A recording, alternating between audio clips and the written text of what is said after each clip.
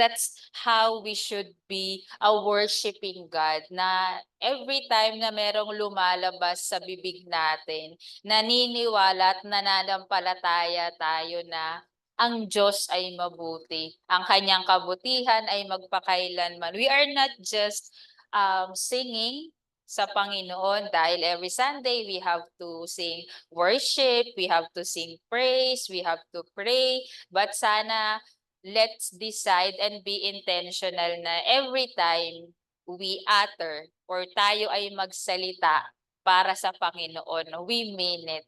Kasi that's how we should be living our Christian walk with Him. We should be intentional. Kaya naman po, nakaka-bless yung mga kumakanta ng papurit pagsamba dahil sinishare nila sa atin yon. Nakakakuha sila ng mensahe mula sa Panginoon. And I really blessed sa mga tao na yung kanilang mga kanta ay talagang word by word na sa Bible nila kinuha, especially yung mga declaration song. So ayan, patuloy nating purihin ang Panginoon. And today, we are going to start na po sa New Testament. And sa wakas, finally, tapos na po natin yung Old Testament from Genesis to Malakay. And now we are going to enter sa New Testament and we are going to study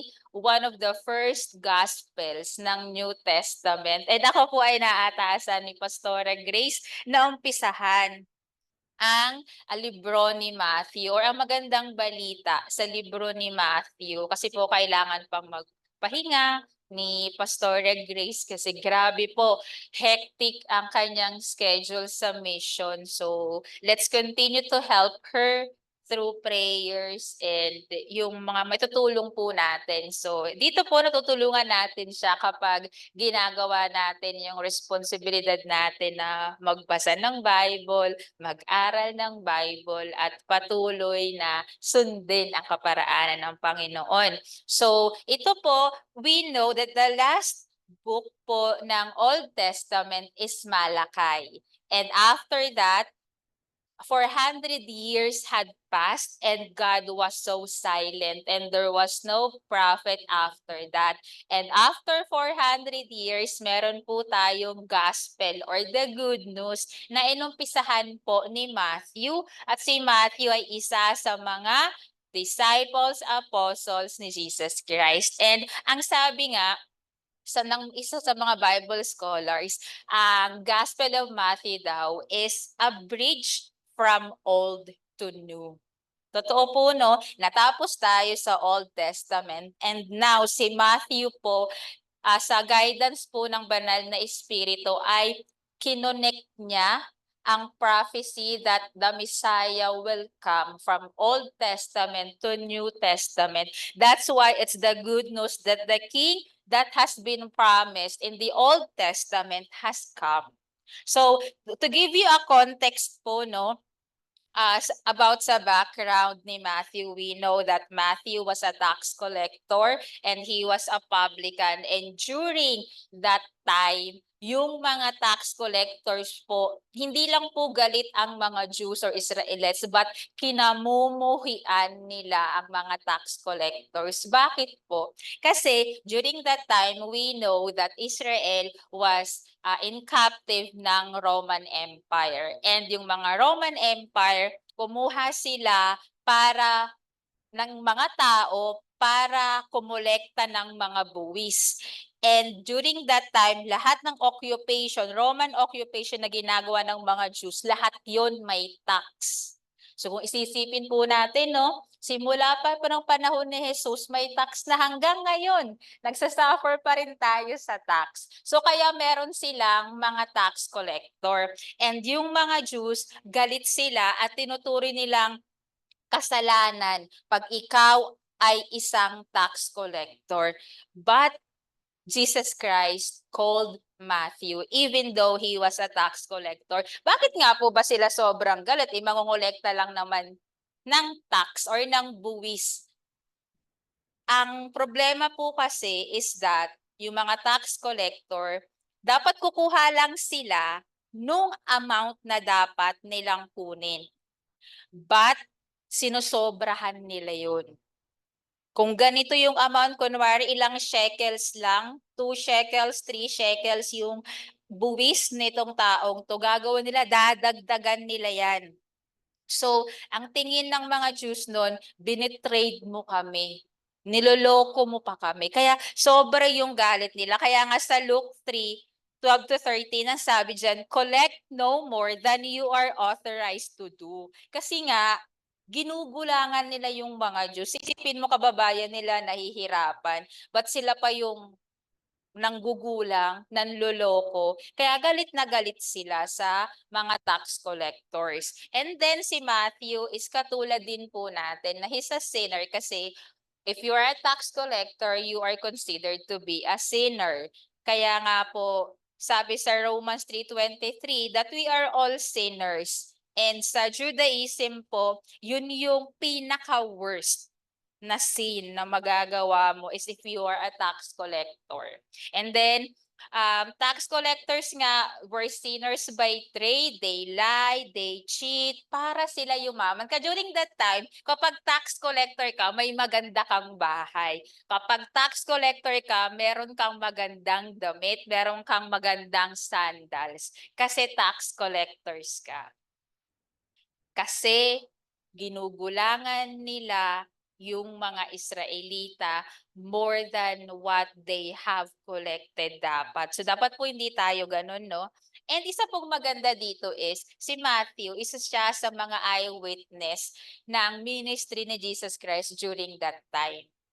Kaya nga po siya tinawag. And yung libro na ito, ang galing lang po ni Jesus Christ, no? Kasi si Matthew, tax collector. Pag tax collector ka, orderly yung pag-compile mo ng mga files, ng mga data, concise, malinis, naka-arrange yan lahat. Kaya kung tiningnan po natin yung pagkaka-arrange nung book ng Matthew, nakakompile po yun topical and concise siya. So yun po yung characteristic, isang skill ng isang tax collector. And ginamit po yun ng Panginoon. So it doesn't matter if you're a sinner, it doesn't matter if you had cheated, but once God called you, you are a new you. And dapat yung mga bagay na di mo na, mga dapat na ginagawa mo before Jesus Christ called you, dapat ngayon hindi na natin ginagawa.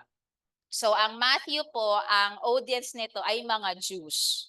Tandaan po natin, mga Jews, sila po ay ang lahi ng Israelita and they have been waiting for the Messiah. But the thing is, meron po silang kanya-kanyang expectation, may kanya-kanya silang imagination kung sino ang Messiah. Akala nila ang Messiah na darating is like magbi-build siya ng army para patalsikin ng Roman Empire. But hindi po gano'n nangyari. So sa libro na ito, kinonect ni Matthew yung mga books from Old Testament. Kaya mapapansin nyo po sa Book of Matthew, lagi siyang may reference from the Old Testament kasi gusto niyang ipakita na connected ang prophecy nung Old Testament dito ngayon sa sinulat niya na nakasama niya si Jesus Christ. So let's go po sa chapter 1. Alam natin na ito po yung napakahabang genealogy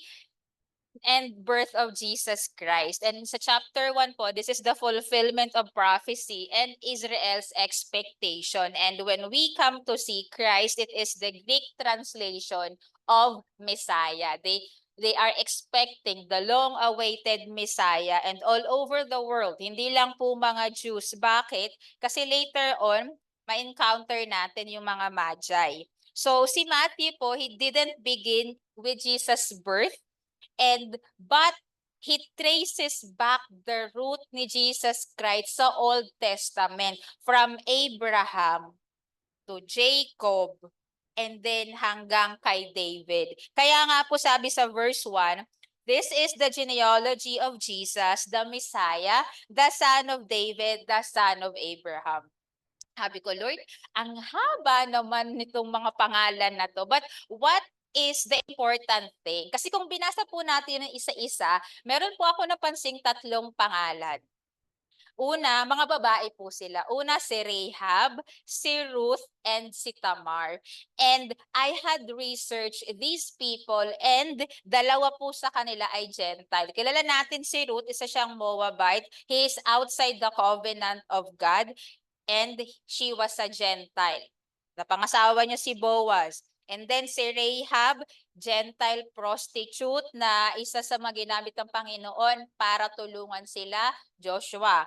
And si Tamar, she sold herself as a prostitute sa kanyang father-in-law para mapanganak ang kanyang 2 anak and nagkaroon din ng lineage para mapunta sa hanggang kay Jesus Christ. So, sa verse 17, thus there were 14 generations in all from Abraham to David, 14 from David to the exile to Babylon, and 14 from the exile to the Messiah. So, ang haba po, no? But what is the importance of this genealogy? Bakit yun ang inumpisahan ni Matthew? Because he wanted to prove na si Jesus Christ ay galing sa lahi ng ipinangako ng Panginoon mula kay Abraham hanggang kay King David. So sa the birth of Jesus Christ, mababasa po natin yon verses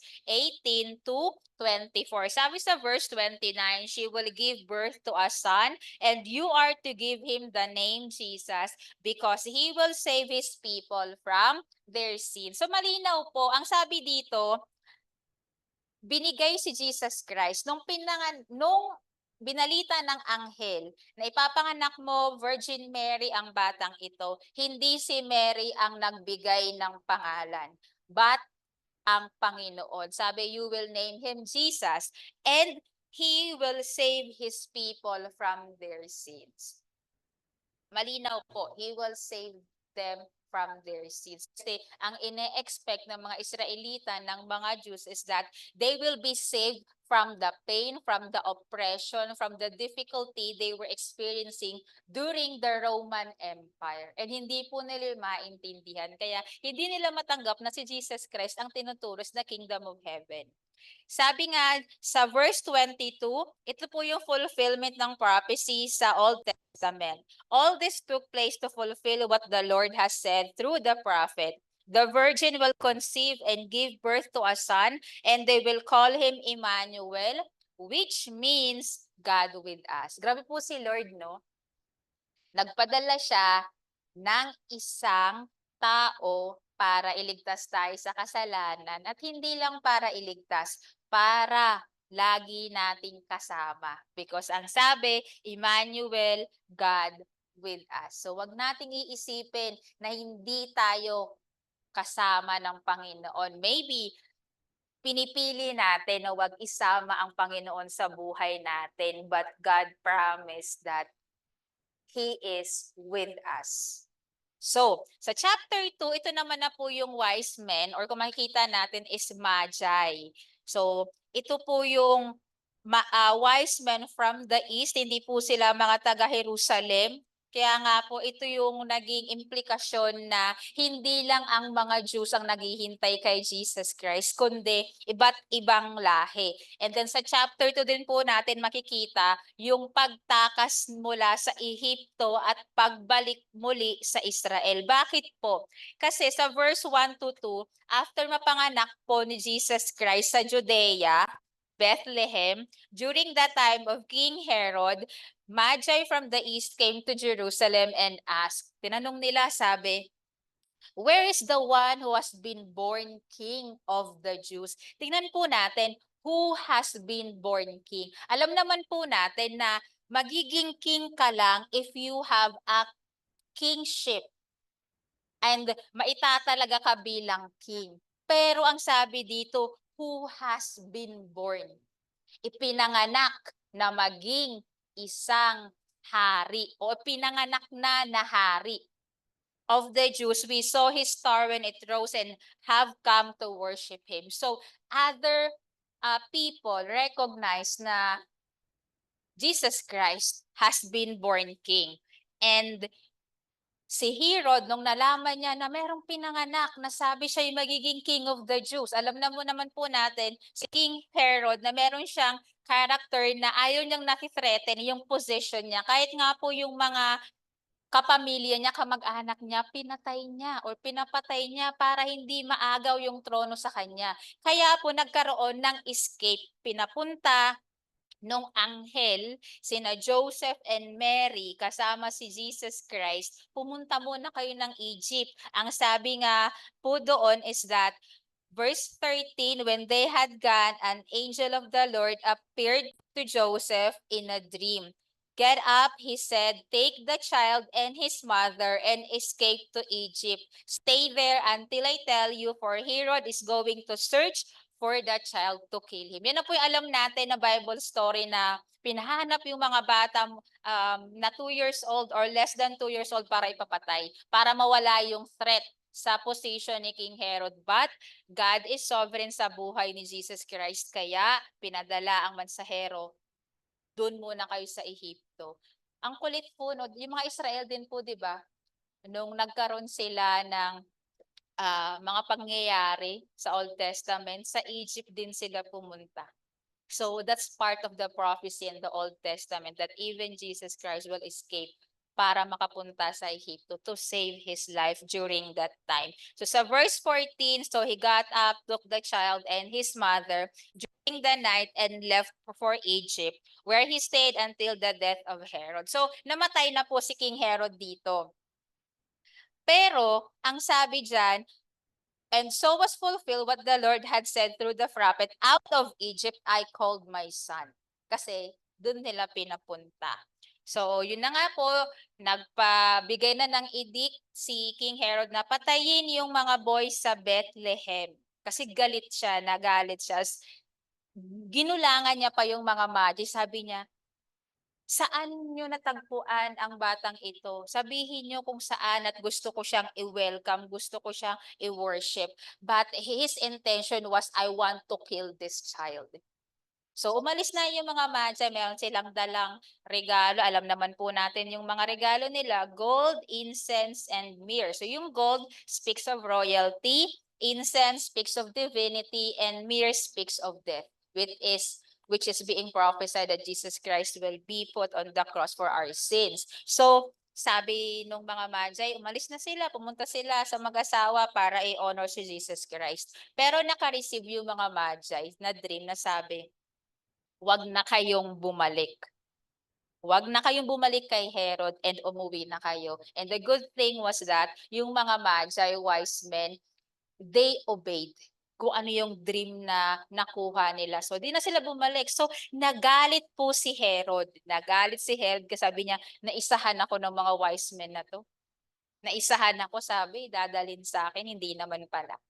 So, ang ginawa nga ni King Herod, yun na ang kanyang plan is to kill na lang yung mga bata. Sabi, kill all the boys in Bethlehem and its vicinity who were 2 years old and under.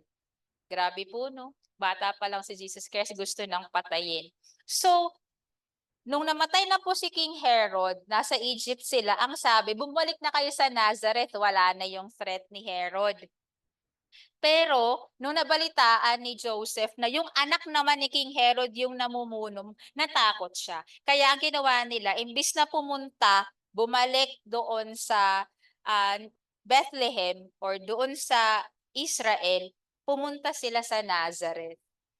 Kasabi doon, so he got up, took the child and his mother, and went to the land of Israel. But when he heard that Archelaus was reigning in Judea in place of his father Herod, he was afraid to go there. Having been warned in a dream, he withdrew to the district of Galilee, and he went and lived in a town called Nazareth. Kaya po sinasabi na Jesus the Nazarene. Kasi doon po na lumaki si Jesus Christ sa Nazareth. So, it was fulfilled through the prophets that he would be called a Nazarene. Grabe po yung pagsulat ni Matthew, no? Grabe po yung mga references niya.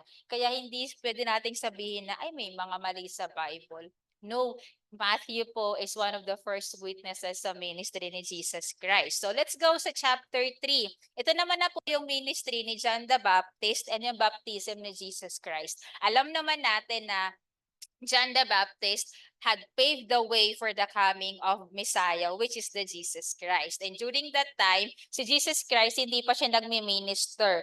During that time, si John the Baptist yung nagbabaptize. And si Jesus, kahit alam niya na ang Ama niya sa langit ay ang Panginoon, He chose to be baptized by man kasi He was a man.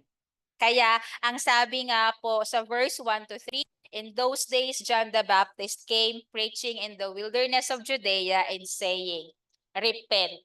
Ito po yung laging mensahe is to repent. Repent, for the kingdom of heaven has come near. This is who was spoken of through the prophet Isaiah, a voice of one calling in the wilderness, prepare the way for the Lord, make straight paths for him. So sa ibang gospels po like Mark, Mark, Luke, and John, mas detailed po yung kapanganakan ni John the Baptist. And we know din na si God din ang nagpangalan kay John, hindi yung mga magulang niya. And we know that John the Baptist was the son of the old age Zechariah and Elizabeth. So napaka-importante po na makita natin na pag nagbibigay tayo ng mensahe, it is very important to tackle the truth of all is we have to repent sa mga bagay na kinakaharap natin, sa mga bagay na hinihingi natin sa Panginoon. We have to repent because what we know of repentance, sabi nyo nga, paulit-ulit na nating tinuturo ang repentance. But the thing is, alam natin pero hindi natin isinasabuhay. It's familiar to us, it's common to us, pero hindi natin siya naisasabuhay. Alam natin siya. Repent is an action word. Hindi lamang siya salita na narinig mo and then lumabas sa tenga. We have to have action kapag nagrepent tayo, and we have to have the change of mind and heart. Na kapag nagrepent tayo, hindi lang tayo nag-feel sorry or godly sorrow na, Lord, sorry, nagkasala ako. Hindi lang po yung ganun. Oo, you feel sorry, nagkasala ka, but you have to change your mind. You have to change your mind kasi yung sorry and yung akala natin na repentance is baliwala if walang pagbabago sa buhay natin. So sa baptism ni Jesus Christ, verse 13 to 17, ito na po yung pumunta si Jesus Christ from Galilee to Jordan to be baptized by John. Kasi he had to be baptized and the prophecy had to be fulfilled. Ang sabi nga dyan, at that moment, heaven was opened and he saw the Spirit of God descending like a dove and alighting on him. And a voice of heaven said, this is my son whom I love. With him I am well pleased. So may approval na po ang Panginoon kay Jesus Christ noon. And sa chapter 4, we know very well na pag-aralan na natin to, ito po yung mga temptations of Jesus Christ. So, after po mabaptize ni Jesus Christ, nag-fast siya 40 days and 40 nights. And after that fasting, the Holy Spirit led him into the wilderness to be tempted by the devil. So sabi po yan sa verses 1 to 2. So, tandaan po natin, the Holy Spirit led him into the wilderness to be tempted, pero hindi tinempt ng Holy Spirit si Jesus Christ. Kasi ang sabi sa James 1:13, remember, when you are being tempted, do not say, God is tempting me. God is never tempted to do wrong and He never tempts anyone else. So, wag po nating sasabihin na tinitempt kasi ako ni Lord. No. The Lord can test us, but He will never tempt us. It's the devil that will tempt you. And alam naman po natin na yung first temptation, it's the lust of the flesh. Ang sabi ni Satan, turn this stone into bread. Yun po yung lust of the flesh. Pero ang sabi ng Panginoon, it is written, man shall not live by bread alone, but every word that proceeds from the mouth of God. So here, the devil he wanted Jesus Christ to doubt God's provision, love, and care. Sabi niyang enemy, nagugutom ka na oh. Pwede mo namang i-turn into bread itong stone. Wala namang masama, gutom ka eh. But that is the temptation. Sometimes, if we see it naturally, walang masama because we need it. But the devil will always twist because the temptation is always comes from the lie. And dapat lagi po natin yung titingnan. Kasi ang sabi nga po ng Bible scholar, kung binasa natin, sabi dyan, when the tempter came to him sa verse 3. Hindi if the tempter came. Ang sabi, when. Kung kailan. So, kung kailan matitempt ang kaaway is when we are weak. When we are weak. Tandaan po natin yan. We can always be easily tempted to do things out of God's will, out of God's purpose, out of His mercy if we are weak. And how can be weak if we are not reading the Word of God, if we are not seeking the face of God, if we are not making time with Jesus Christ, if we are not fellowshipping with other believers? If we are not studying His Word, that's how we can be weak. And one of the things is, kapag hindi tayo sumusunod sa kalooban ng Panginoon, tayo ay nanghihina. Kaya si Jesus Christ, alam niya kung paano labanan ang kaaway. It is written. So the second temptation is the pride of life. Ang sabi niya dito, the devil took him to the holy city sa verse 5-7 and had him stand on the highest point of the temple. Ang sabi, if you are the Son of God, throw yourself down. Kasi ang sabi niya, ang Panginoon naman, He will command angels concerning you and they will lift you up in their hands so that you will not strike your foot against a stone. Pero ang sabi ng Panginoon, lagi bumabalik, it is written, do not put the Lord your God to the test. Alam niyo po, si Satan, matalino yan. Kung ano yung alam natin sa Bible, alam niya rin. But the thing is, he always twisted the truth para maging pleasing. He always twisted yung mga bagay para maging pleasing sa atin. So dito, he twisted God's word for personal advantage. Kasi kinote po ng enemy yung Psalm 91:11-12, but it was applied in a wrong way. Kasi hindi niya yun ginamit to encourage and to teach, but to deceive. Diba sabi? Tumalon ka, hindi naman nahayaan ng Panginoon, hindi ka padalhan ng mga anghel para iligtas ka. But again, we should not be tempting God. If alam natin na mapapahamak na tayo, ay hindi, liligtas ako ng Panginoon.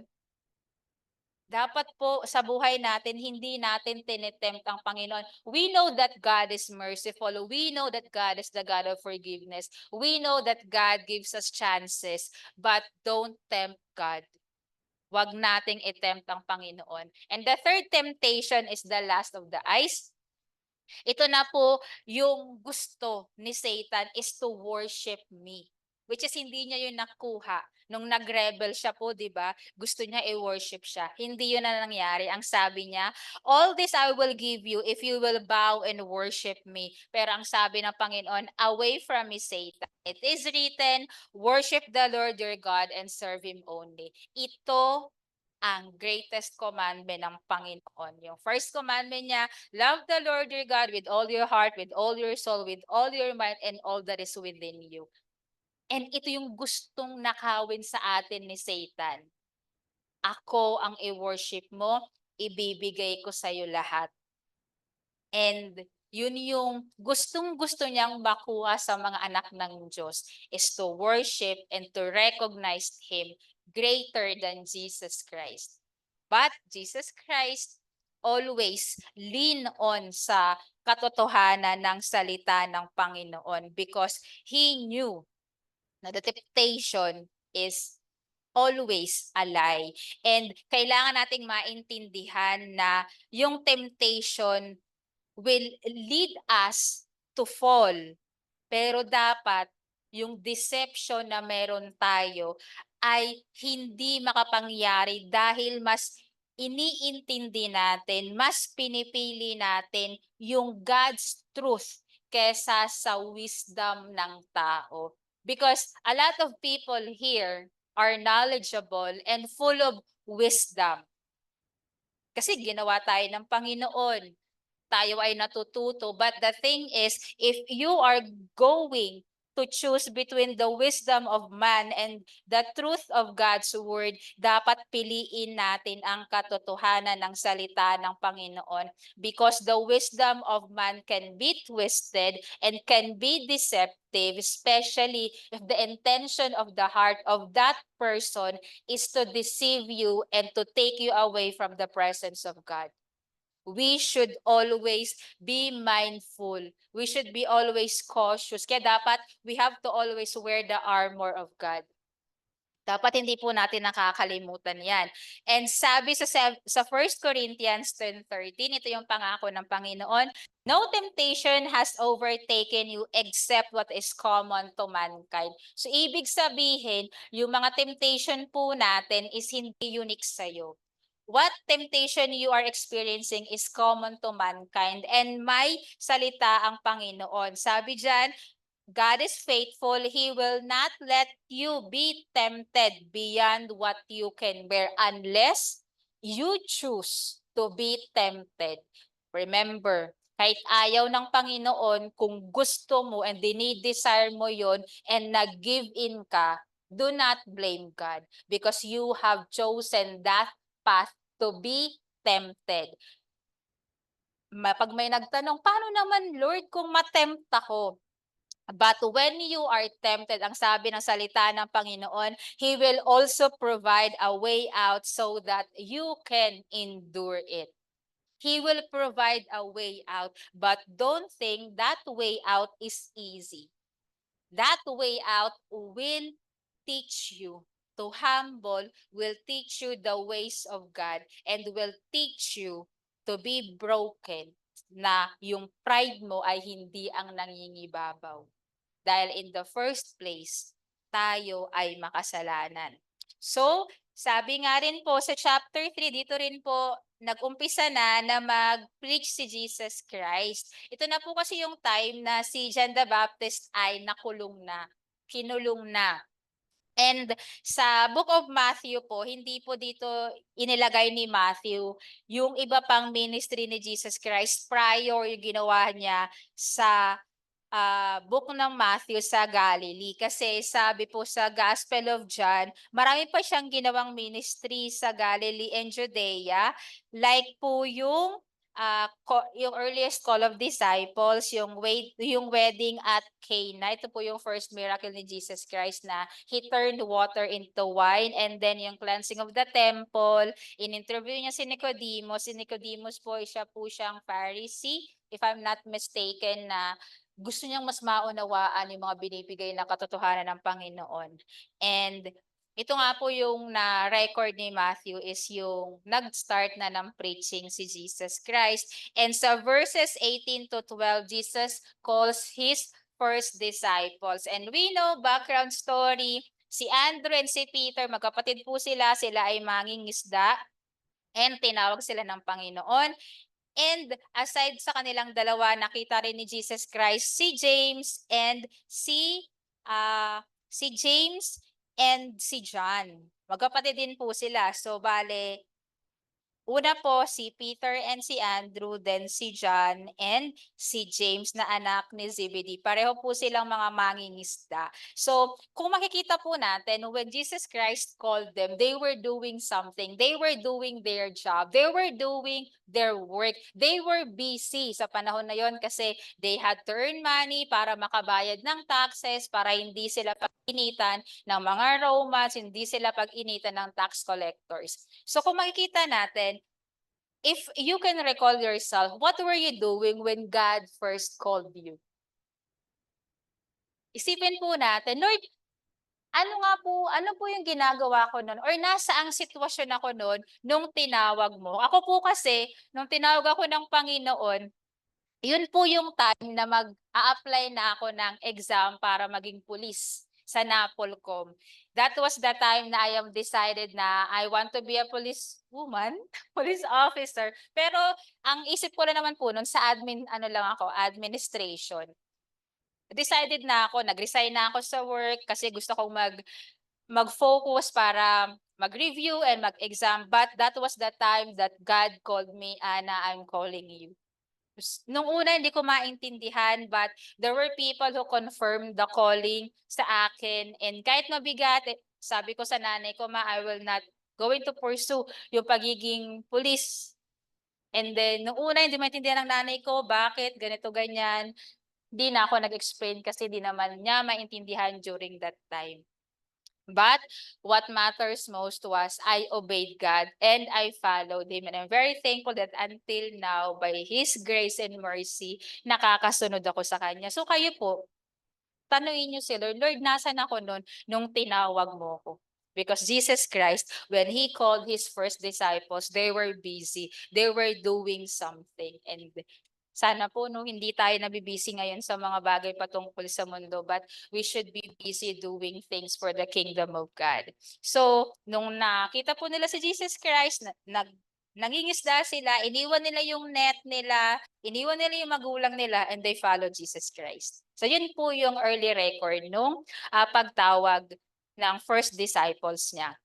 Sa chapters 5 to 7 po, ito po yung sabi ng mga Bible scholars, pinakamahabang sermon recorded ni Jesus Christ, and si Matthew po yung nagsulat nun. Kasi yung chapters 5 to 7, yun po yung Sermon on the Mount.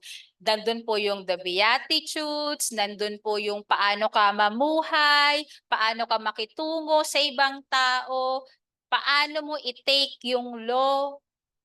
Nandun po, binigay po yun ng Panginoon. So sabi po, yung Beatitudes daw po, ang ibig sabihin nun is supreme blessedness. So pag sinabi nating supreme, that's the highest.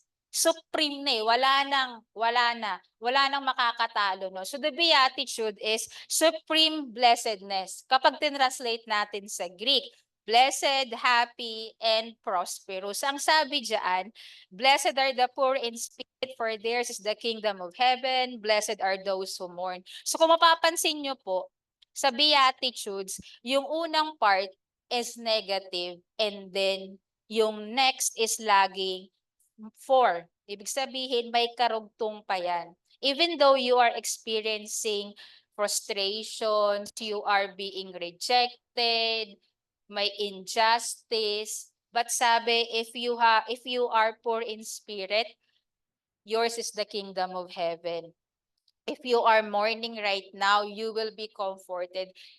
Kaya nga rin po talaga siguro, no, we have to really experience painful things sa buhay natin. We have to suffer so that ma-experience natin yung goodness ng Panginoon. Ma-experience natin yung faithfulness ng Panginoon. If you are not in pain, how would you know that God is healer? If you are not being rejected, how would you know that God is the one who will get your revenge, that will pay back? How would you know that if hindi natin na-i-experience? Mahirap ang pagdaanan ng mga bagay na ito, but merong pangako ang Panginoon. Sabi nga, blessed are you when people insult you, persecute you, and falsely say all kinds of evil against you because of me. Sa verse 12, rejoice and be glad because great is your reward in heaven. For in the same way they persecuted the prophets who were before you. So, the cost of following Jesus Christ is it cost your life itself. It cost you everything. Salvation is free, but it will cost your very life. And later on, malalaman natin kung bakit. So sa chapter 5 po, after the Beatitudes, yun po yung yung buhay natin, paano natin i-dedicate para maging pleasing sa Panginoon, maging free po tayo from hypocrisy, magkaroon tayo ng pagmamahal, ng habag at biyaya, at magkaroon din po tayo ng wisdom, how to live life according to the kingdom of God. So sabi sa verses 13 to 14, we are all familiar with this, we have to be the salt and light of the world. It's very common sa mga Kristiyano na you have to be the salt and light of the world. But do we really know what it means to be the salt and light? Ngayon ko lang po naintindihan kasi yung pagiging salt and light po natin is if we act on it. It's not just that we are called salt and light na tayo. It's a process and we have to be sanctified day by day para maging salt and light of the world. Ang sabi sa verses 13 to 14, you are the salt of the earth, but if the salt loses its saltiness, how can it be made salty again? We have to function kung ano ang itinawag sa atin. Sabi sa verse 14, you are the light of the world, a town built on a hill cannot be hidden. Dapat kung saan tayo mapunta yung liwanag ng Panginoon na inakikita sa atin. Hindi kapag maraming crowd, yung pagiging Kristiyano mo natatakpan ng pagiging makamundo. Yun po yun. Dapat kung ikaw ay totoong Kristiyano na sumusunod sa Panginoon, kahit saan ka ilagay ng Panginoon, magliliwanag at magliliwanag ka. Magliliwanag not in a sense na you will be full of light, napapalibutin ka, but no, your character, yung wisdom mo, yung pagkatao mo, yung pag-uugali mo, yung lifestyle natin, this should be evident sa buhay natin because we are the light of the world. But dito po, being light is about being generous. Dito ko lang po ito naintindihan. Ang sabi po dito, in the same way, let your light shine before others that they may see your good deeds and glorify your Father in heaven. So if we see the light of God, we are the light of the world. And in the way the world is transformed, then we are the salt of the earth. How we can be transformed other is if we have impact sa buhay nila. And magagawa lamang po natin yon kung ang banal na espiritu is active sa buhay natin. And when we do the will of the Father alone will be glorified, hindi tayo. So, ang sabi nga sa verse 20, for I tell you that unless your righteousness surpasses that of the Pharisees and the teachers of the law, you will certainly not enter the kingdom of heaven. Ito yung sinasabi niya sa mga nakikinig sa kanya. Kung hindi mo maaalpasan yung righteousness ng mga Pariseyo, kasi alam naman po natin na yung mga Pariseyo, they are very devoted sa Torah. Kabisado nila ang buong Torah. But they are only religious outwardly, but inwardly, and isa po sila sa mga hindi naniwala na si Jesus Christ is the Messiah Himself. Kasi they were so religious.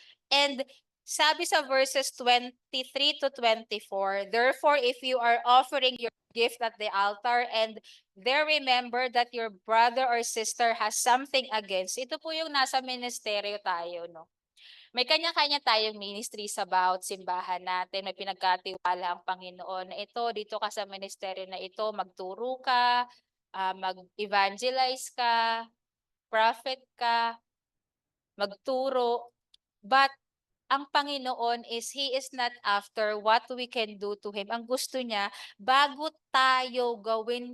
natin gawin yung mga bagay para sa Panginoon, let's make sure na nakapagpatawad tayo, na nagiging lifestyle natin na if someone offended us or if someone brought pain sa buhay natin, we have to forgive them. Kasi ang sabi, leave your gift there in front of the altar. Sinasabi na gift, yung mga ino-offer natin, yung time na binibigay natin, lahat ng ginagawa nating good works para sa Panginoon. Ang sabi, leave your gift there in front of the altar. First, go and be reconciled to them. Then come and offer your gifts. So ang gusto ng Panginoon, yung intention ng puso natin is mabuti, is malinis before tayo pumunta sa Kanya and mag-offer. Sometimes po kasi sinasabi natin, ay para naman to sa Panginoon. But no, your intentions is not for God. Your intention is para lang ma-please yung mga tao. So, ang sabi po sa chapter 6, ito naman na po yung Sermon on the Mount, continuation po ito kung paano po tayo magbigay sa mga needy. Alam naman po natin na sabi sa verse 1, be careful not to practice your righteousness in front of others to be seen by them. So it speaks of the intention and motive ng heart natin sa pagbibigay. Na kapag nagbigay ang kaliwang kamay mo, wag mo nang ipaalam sa kanan. So, marami po nagke-question ngayon sa mga mayayaman. Sabi, ba't hindi sila tumutulong? Ba't yung mga totoong mayayaman na may totoong puso na maglingkod sa mga mahihirap, na genuine yung help nila, hindi na nila kailangan ipaalam, i-broadcast through social medias or news na ito yung maginawa ko para tulungan ng mga tao because their hearts are pure and their intentions are pure. Kaya sila nagbibigay.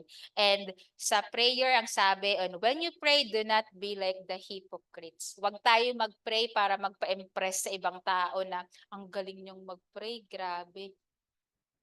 Grabe, kabisado niya lahat. Kasi yung mga Pharisees and Sadducees, ganun sila. Kabisado nila lahat. They pray outside just to impress other people. Para makita nila na we are godly, we are religious. Pero hindi yun ang after ng Panginoon. Because ang sabi, truly I tell you, they have received their reward in full. Kaya ang sabi ng Panginoon sa verse 9, tinuro ni Jesus Christ, this is how you pray, Our Father who art in heaven. Alam ko naman po na alam na ng bawat isang Kristiyano yan, yung prayer na yan. Dapat kabisado natin siya. So, sa verse 21, ito po yung sinasabi na treasures in heaven. Sabi dyan, for where treasure is, there your heart will be also. Alam niyo po, yung treasure na ito is kung saan natin ini-invest yung meron tayo.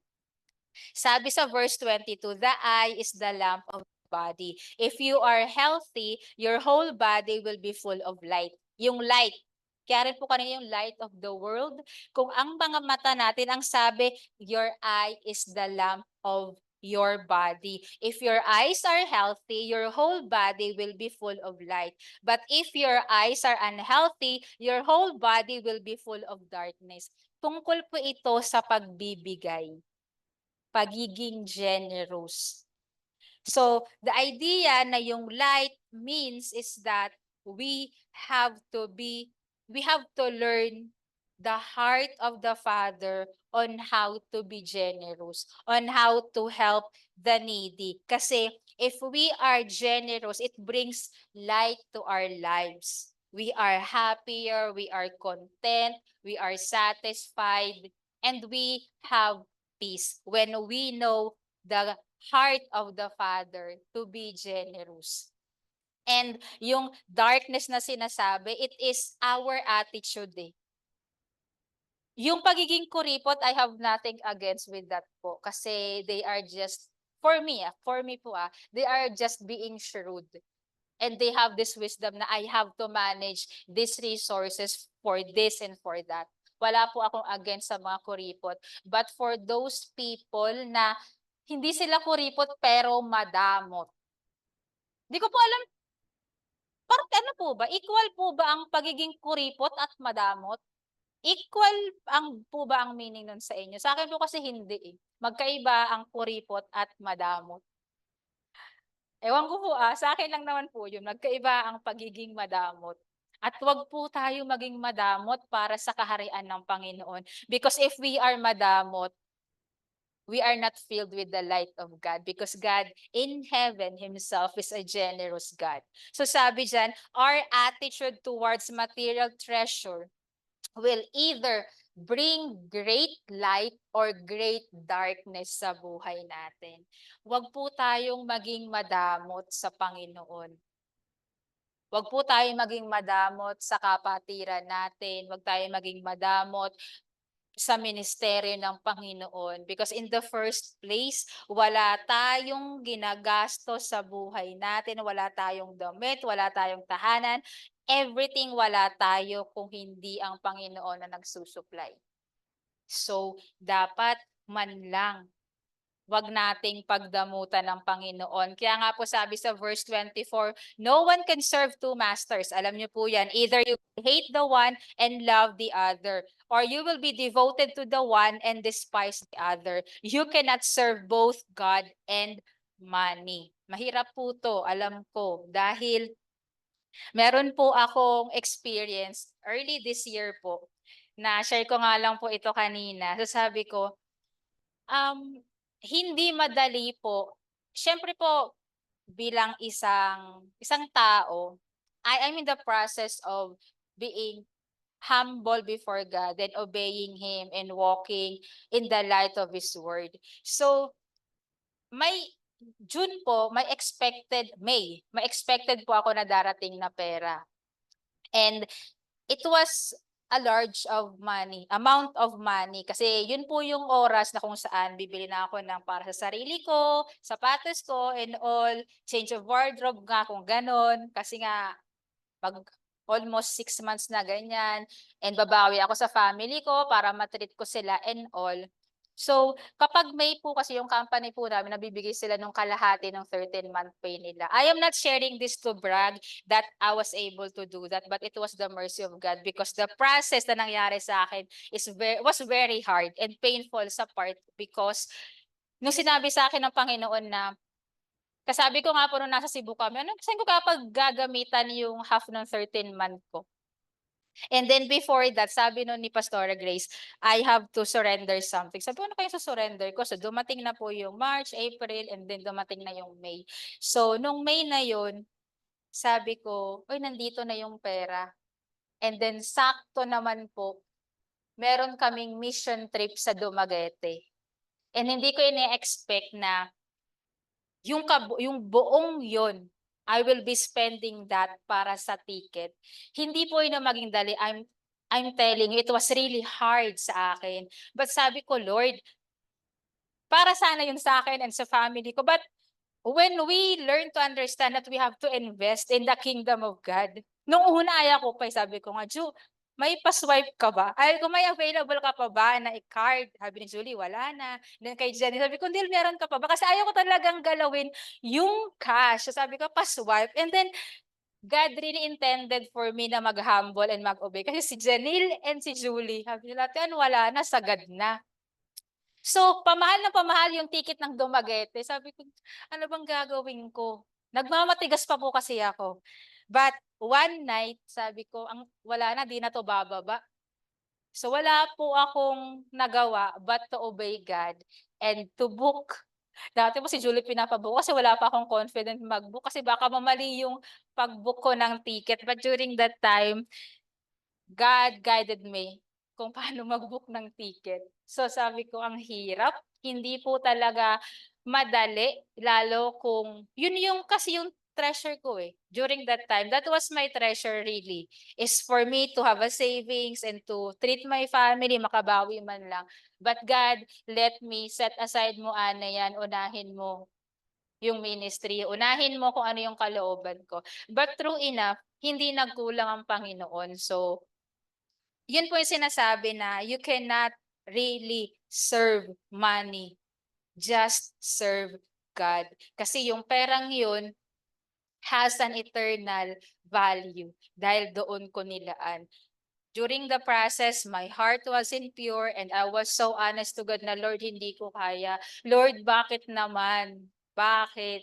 May plano na ako and all, pero hindi yun yun eh. Hindi yun yung kalooban ng Panginoon na paglagyan ko. And God told me, Ana, this money has an eternal value. And hindi lang ito ang una.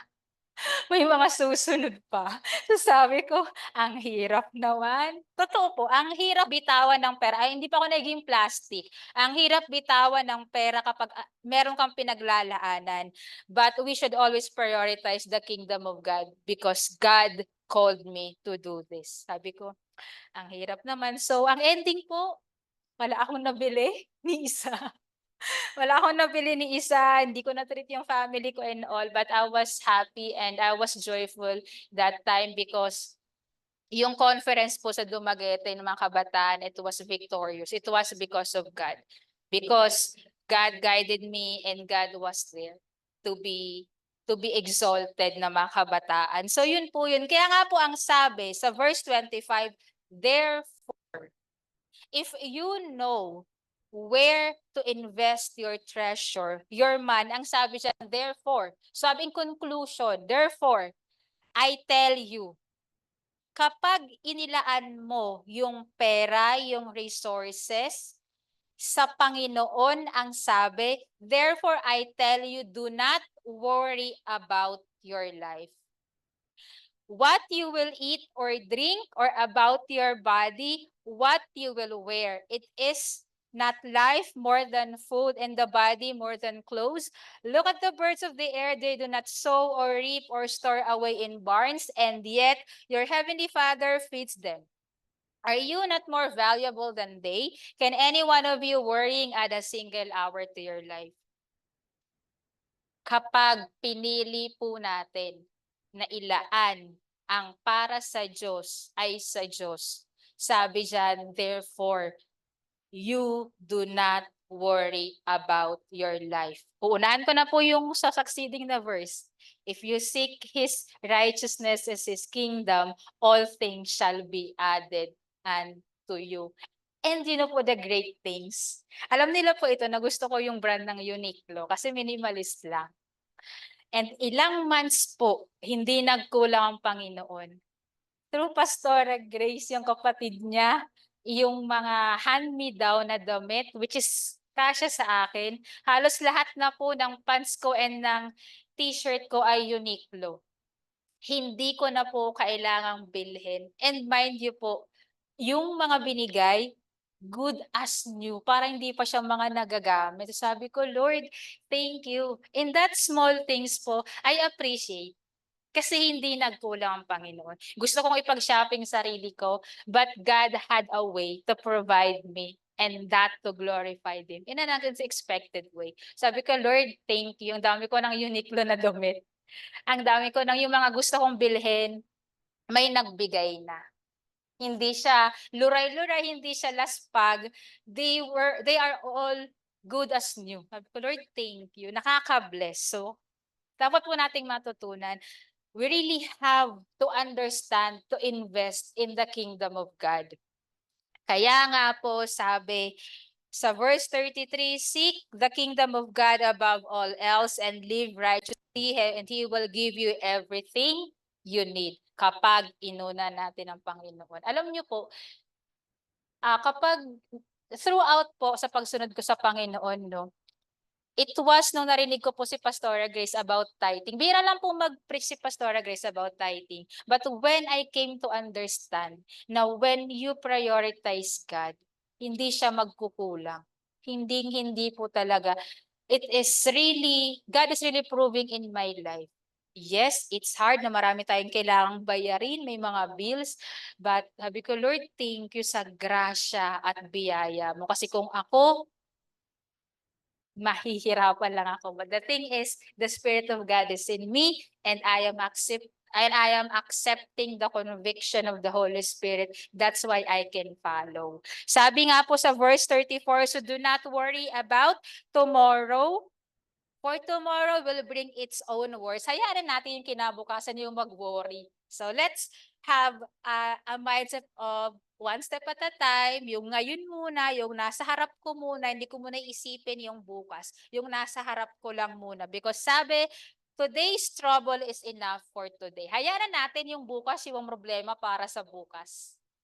Sabi nga, di ba, ni Pastora Grace, pag nagbibigay siya ng illustration, pagising natin, may isang timbang biyaya na kalaan sa atin. So, isang timba na yon is equivalent lang doon sa dapat nating paggamitan. So, yung the rest na hindi na pinaggamitan ng timbang yon, hindi na dapat natin inaalala kasi may bukas pa.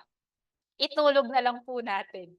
Itulog na lang natin. So, continuing the Sermon of the Mount sa chapter 7, ito naman po yung sa pagja-judge ng iba. Do not judge others if you do not be judged according to the measure you have judge mo sa ibang tao. Before we judge, let's search our heart first. Magpa-judge muna tayo sa Panginoon. Huwag tayo mag-judge ng iba. Ask, seek, and knock. Ito po ang natutunan ko. We keep on asking. We should keep on seeking and knocking if it is the will of God. For me po.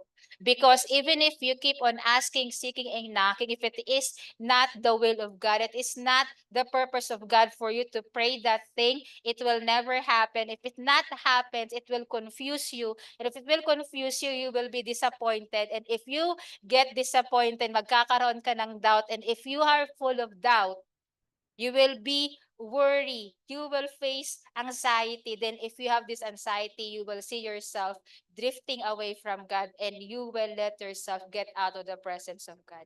Yun po yung nabigay sa akin ng Panginoon. And sa verse 13 to 14 po is yung decision natin to enter sa two ways or two destination. Ito po yung narrow gate. Sabi nga po dyan, beware of the preachers na ang lahat ng itinuturo ay para makapasok sa maluwag na daan because that broad road will get us into destruction. Huwag po nating maging kampante na dahil lahat maganda ang binibigay ng preacher, ng minister, tatanggapin natin lahat yon. Because through pleasing words and pleasing to ears, yung mga tao ay nadadaya tayo. And paano natin malalaman kung totoo ang kanilang sinasabi? We will know them by their fruits. If their lifestyles, if who are they in their family, in the ministry, in the church, in the people around them, you will know them if they are really the servants of God. If what they are preaching is true to themselves. Kaya nga po grabe ang pagrespeto ko sa ating pastora because we see her.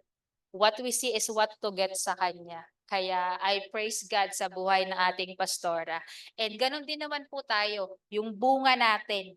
Makikita tayo kung tayo ay totoong nananampalataya sa Panginoon, kung tayo ay totoong Kristiyano, kung ang bunga natin ay totoo. Ang bunga natin ay nagiging pagpapala sa ibang tao. So sa chapter 8 and 9, ito naman na po yung mga miraculous healing ni Jesus Christ, teachings niya. Alam naman po natin na He healed the paralytic, He healed the blind, na yung miracle niya na yung bata na buhay. So, what I have learned is that yung faith po natin. Kasi kapag binasa po natin isa-isa yung mga pinagaling ni Jesus Christ, ang sabi niya po doon, example ko po is yung faith ng centurion sa verse 13. Ang sabi, then Jesus said to the centurion, go, let it be done just as you believe it would. And his servants was healed at the moment. Ang sabi po, sa verse 2, sa chapter 9, some men brought to him paralyzed man lying on a mat. When Jesus saw their faith, he said to the man, take heart, son, your sins are forgiven. San pa po? Yung the bleeding woman for 12 years. Sa verse 22, Jesus turned and saw her, take heart, daughter. He said, your faith has healed you. So kung titingnan po natin, our faith, yung size ng faith natin doesn't matter to God as long as alam natin kung saan natin inilalagay yung pananampalataya natin. Kasi yung dun nga po sa faith ng centurion, sabi niya, wala pa akong nakitang ganitong pananampalataya. Jesus Christ was so pleased by the faith of this centurion. Kasi yung centurion na to pumunta siya kay Jesus Christ, servant boy niya ang may sakit. Hindi niya anak, servant boy. But he had this heart and he had this courage and faith na pupunta ako kay Jesus Christ because mapapagaling niya. And he knew na he had the authority to do that. So sabi, according to your faith, it will be done to you. So it's according to our faith. It doesn't matter kung kaliit yan ng mustard seed or kasing laki ng bahay niyo, it doesn't matter. What matters most is if you have this little kind of faith and the big as this, where do you put your faith upon? dapat inilalagay natin yon sa Panginoong Hesus lamang. So sa chapter 9 po, dito naman na po yung calling kay Matthew. So, kung bibigyan ko po kayo ng context, si Matthew was a tax collector during that time. Nasa booth siya. Then dumaan si Jesus Christ along with his disciples. And then nakita niya si Matthew. Ang sabi niya, follow me. Sabi diyan, and Jesus went on from there. He saw a man named Matthew sitting at the tax collector's booth. Ang sabi, follow me, he told him. And Matthew got up and followed him. So kung titingnan po natin siguro, ako na-imagine ko po, kapag tinawag tayo ng Panginoon, ano po yung dadalhin nyo? Na pwede nyong dalhin. Kasi during that time, ang mga disciples po, they were just traveling on foot. Wala silang donkey or anything, wala silang horse. Wala silang ganon. They just traveled on foot. So si Matthew, ang naisip ko po is, tax collector siya, mahilig siya magsulat-sulat. Siguro po ang tanging kinuha niya lang sa table niya is yung notebook niya and yung pen niya. Bakit po? Kasi he was the first disciple na nagsulat ng gospel tungkol kay Jesus Christ. Kaya napakalaking bagay po kung ano yung dadalhin natin sa Panginoon sa pagsunod sa Kanya. And that pen and notebook naging sobrang halaga dahil during that time po hindi madaling makakuha ng mga parchment. Hindi po madaling makakuha. Only those people na meron kakayanang kumuha. So, nakakatuwa lang po na pag-aralan yung mga buhay ng mga disciples and then later on naging apostle. So, sa chapter 10 po, ito na po yung Jesus sends out the 12. So dito po sa Matthew, ang una, sabi sa verse 1, Jesus called his 12 disciples to give him and give them authority to drive out impure spirits and to heal every disease and sickness. And then sa verse 2 po, ang sabi na ni Matthew, these are the names of the 12 apostles. So from being disciples, pag tininan po natin yung meaning, disciples are the one who are yung mga being taught, yung sumusunod para maturuan. And then, kapag after maging disciple is you're gonna be an apostle because when you have learned or while you are still learning and God called you and God decided na you will be sent out, then you are an apostle. Just like this 12 disciples then became apostles. Kasi sabi ko, ano ba talaga sila? Disciples or apostles? And then God made an understanding na I will teach you first what to do, how to do, give you instruction and guide you. Then if you become familiar with my ways, then I will be sending you out. Kaya ang sabi dito ni Matthew, these are the names of the 12 apostles. Nakakatuwa lang po ako nung bata-bata pa ako. Akala ko po si Luke, isa sa mga disciples, original disciples, tsaka si Mark. Nakakatuwa lang po kasi tuwing may quiz nun, who are the 12 disciples? Laging kasama. Ko lang po kung ganun din po. Ako kasi ganun. Lagi kong kasama si Luke and si Mark. They were not included in the original 12 disciples. Apostles po sila. So ito po yung original apostles/disciples.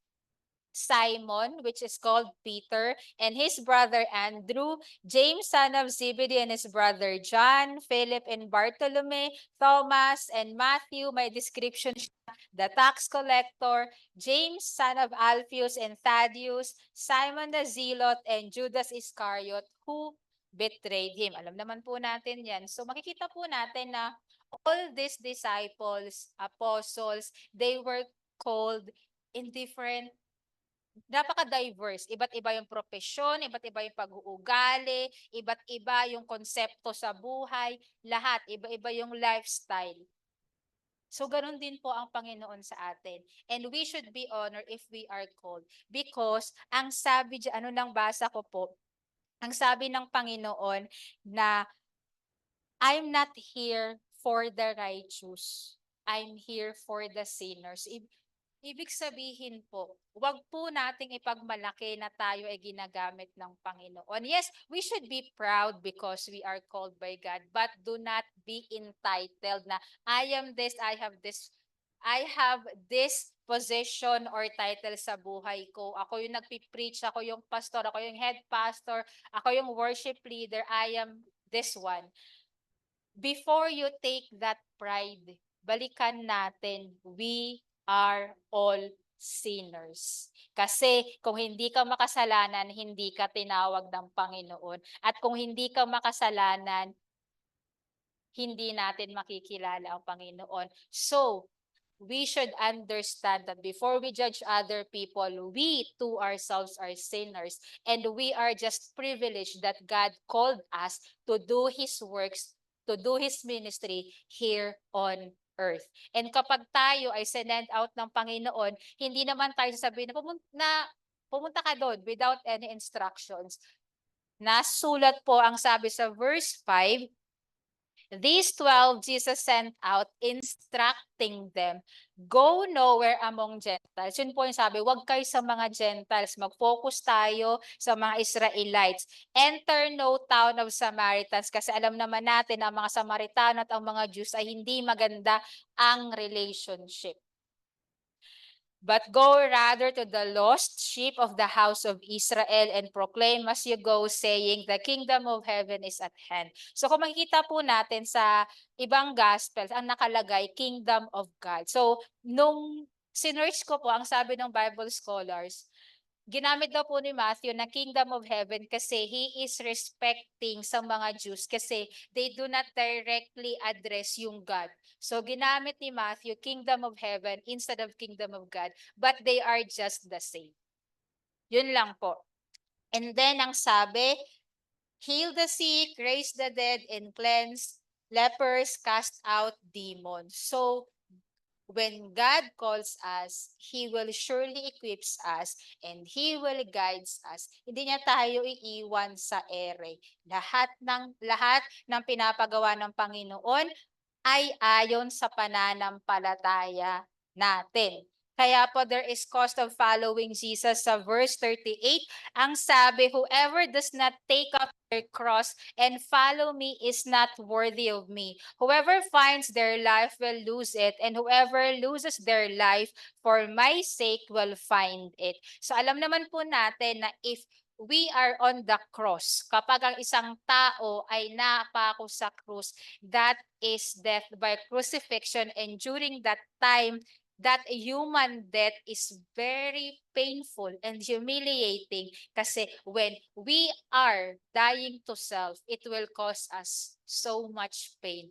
Sabi ko po kanina, salvation is free, but living it out in our life will cost us everything, our very own life. We should deny ourselves. Denying ourselves meaning we have to surrender everything sa paanan ng Panginoon. Hindi madali, little by little, kung anong hinihingi ng Panginoon. But as we mature with Christ, mas lumalaki yung chunk na nasosurrender natin, plans, dreams, passion natin, ano pa mga gusto natin gawin sa buhay, nababawas at nababawasan yun because we are dying to self, we are losing our life, but we are gaining true life through following Jesus Christ and through obeying His word. Kaya dying to self is an absolute surrender of God.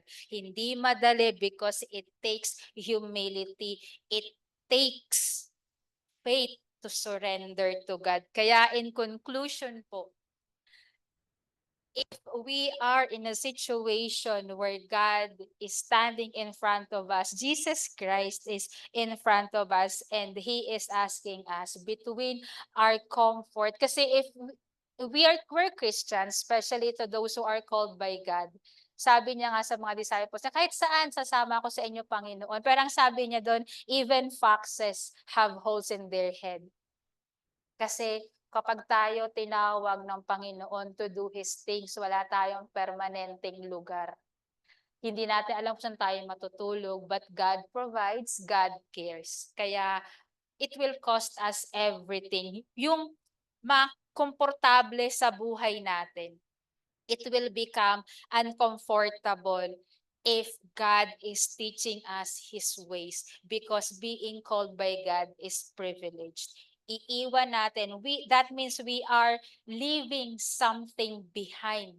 kung sino tayo, and we press on kung saan tayo tinawag ng Panginoon. So ano po yung pipiliin natin? Si Jesus Christ or yung comfort ng life natin? Again, ang pagiging Kristiyano hindi po talaga madali.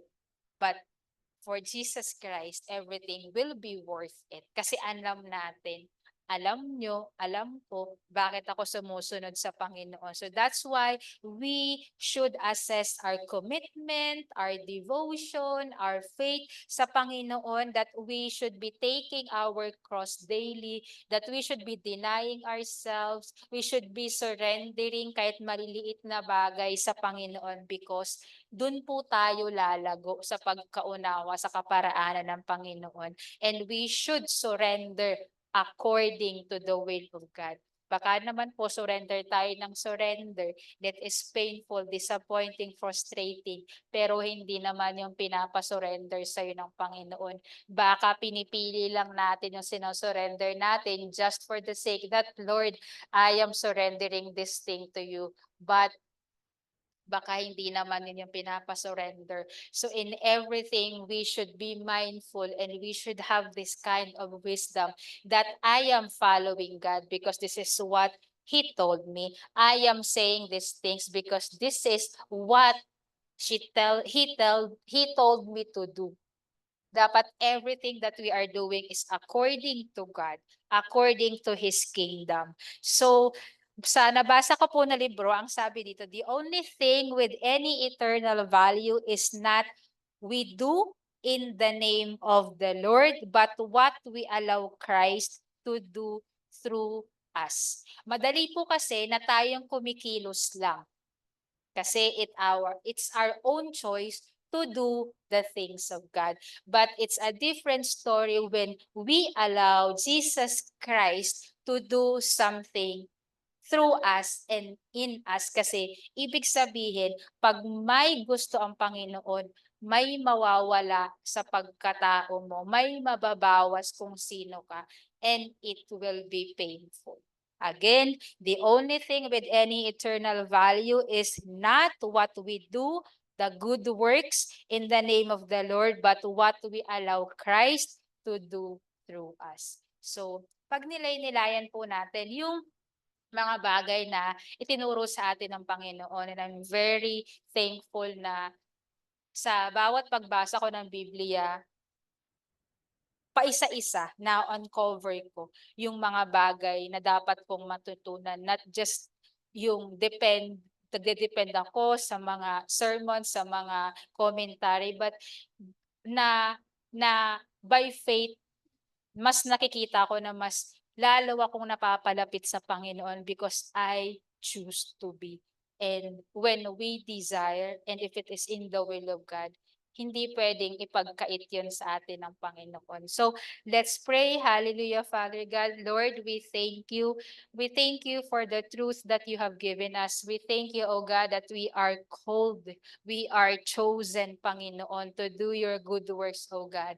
It's such a blessing and a privilege to be ministering for your people, O God. Panginoon, hayaan mo na every action that we will be doing for your kingdom is with a pure heart, with genuine intention and motive, O God. And let our suffering, Panginoon, continue to purify our faith, O God. Maraming salamat, Panginoon, dahil tunay nga na hindi ka nagkukulang. Maraming salamat dahil patuloy mong ipinapakilala kung sino ka sa amin. And thank you for the authority and the power that you have given us, O God. Thank you for helping us that every day the Holy Spirit is convicting us to obey you, to follow you, and to humble before you, O God. Lord, we thank you, we glorify you. We lift everything up, Panginoon, sa napakatamis na pangalan ng iyong anak na si Jesus. Amen. Yan. So maraming salamat po muli. Once again, nawa po tayo ay natuto at pinili nating buksan ng ating mga puso para sa salita ng Panginoon. And next week po, we will be continuing the book of Matthew and baka po si Pastor Julius dahil po si Pastor Grace ay nasa mission again and maybe she will be back and magpipreach po siya ng July 28. Last Sunday po ng July. Doon po magpipreach si Pastor Grace and naumpisahan niya po yung Revelation. So end to end po kami. So Matthew and then Revelation. So habang binabasa po natin yung Matthew or yung four Gospels, pasadahan din po natin yung Revelation. And thank you po and see you again next Sunday. Enjoy your lunch. Maraming salamat sa mga kasama ko dito. And ingat po sa pag-uwi. Let's be always victorious sa mga. Thank you and